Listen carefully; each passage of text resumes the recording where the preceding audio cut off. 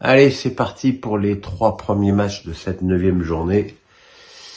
Et comment vous dire, c'était pas trois régalades, hein, loin de là. On va commencer par le pire, Le Havre-Lens. Un match entre une équipe du Havre programmée pour jouer le maintien et qui fait ce qu'elle peut. Elle le fait plutôt pas mal.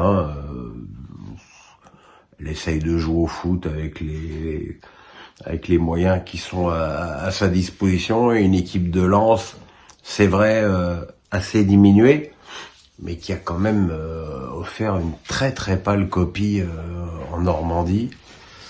Ce match s'est résumé à une occasion de Bayo magnifiquement sauvé par Danso sur sa ligne et un but de Sotoka refusé pour un soi-disant hors-jeu de Guilavogui au départ de l'action. Mais de ce but pour hors-jeu, je reparlerai dans le match suivant, PSG Strasbourg. On n'attendait pas grand-chose de Strasbourg dans ce match, on n'a pas été déçus d'ailleurs. Paris qui avait fait vraiment beaucoup tourner pour le coup, puisque à leur grande joie, les supporters du PSG avaient droit à Ruiz et à Four-Solaire. Les deux d'ailleurs qui ont plutôt fait des bons matchs, puisque Ruiz a marqué, Solaire a marqué et a fait une passe décisive. Donc en tout cas, ils ont apporté ce qu'il fallait dans la rotation. Mbappé a ouvert le score sur penalty. Un match sans grand intérêt pour Paris, sans grande opposition non plus, avec une équipe de Strasbourg dont on se demande encore un petit peu pourquoi Silla a été recruté 20 millions d'euros en défense centrale pour être le cul sur le banc depuis 4 matchs. Voilà, c'est des choses, j'aime beaucoup Vieira, mais il y a des trucs quand même que je ne m'explique pas. En tout cas, bon, Paris, voilà. Donc j'avais dit que j'allais revenir sur le hors-jeu de Guilavogui parce que je voudrais qu'on m'explique la différence entre le hors-jeu sanctionné sur Guilavogui au Havre et celui non sanctionné d'Mbappé sur le but de Solaire. Les deux fois, ça se joue au poil, on va le dire, on va pas être grossier. Encore une fois, j'en reviens à la proposition d'Arsène Wenger au board de la FIFA qui voudrait que ne soit comptabilisé hors jeu que lorsque tout le corps est hors jeu.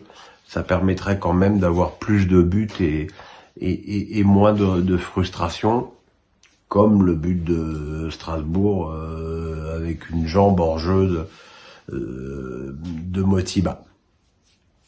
Et puis ce soir, le soi-disant choc opposé Nice à Marseille. Nice qui, malgré son très bon début de championnat, n'avait gagné qu'un match sur 4 à domicile.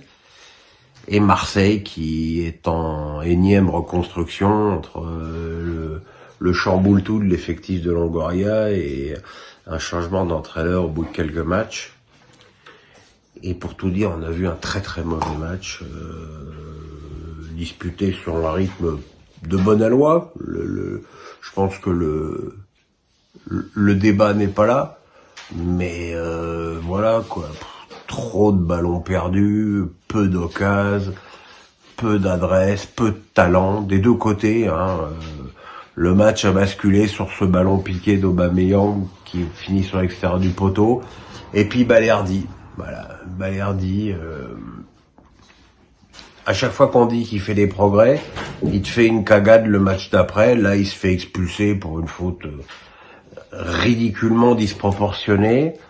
Et puis, sur le coup franc de Boga, la tête de Guessant donne la victoire à Nice. Alors, je suis pas certain. Viens, mon bébé. Je suis pas certain que cette victoire soit extrêmement méritée.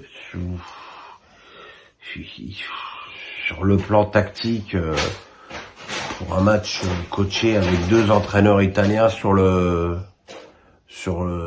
banc, on n'a pas vu grand chose non plus, avec en début de match un pressing pas inintéressant des Marseillais, mais c'est trop moyen sur toutes les lignes. Et Nice, pendant ce temps-là, continue à engranger. Mais enfin bon, c'est quand même pas 3 matchs qui font beaucoup avancer la cause du football. Hein. C'est un peu emmerdé, pour rien vous cacher. On espère que ce sera mieux demain. Le pouce, on s'abonne. Et je vais soigner ce Covid qui n'en finit pas.